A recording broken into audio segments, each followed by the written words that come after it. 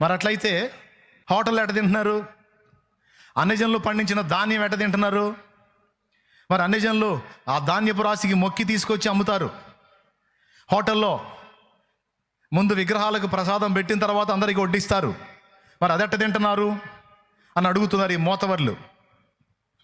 ఇంత మాత్రం డౌట్ ఎవడికి రాదు? మాకు రాదు. చూడు, 1 కొరింథీ పత్రిక చూడు, 10వ అధ్యాయము 25వ వచనం చదువు. మనస్సాక్షి నిమిత్తము ఏ విచారణ చెయ్యక అంగడిలో అమ్మునదేదో. ఇప్పుడు వాడు విగ్రహానికి పెట్టాడా, లేకపోతే ధాన్యపు రాశికి దండం పెట్టాడా, కుప్ప చుట్టూ తిరిగి బోర్ల పడ్డాడా, సాష్టాంగ పడ్డాడా, ఏం చేశాడో నాకు అనవసరం. పైసలు ఇచ్చా కొనుక్కొని తింటున్నా, వాడే నాకు ఊరకీలా. కాబట్టి వాడు మొక్కిన దాంతో నాకు సంబంధం లేదు. డబ్బులు ఇచ్చా కొనుక్కొని తింటున్నా. అది వాక్యం ఇక్కడ.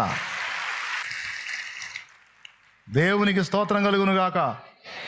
హల్లెలూయా.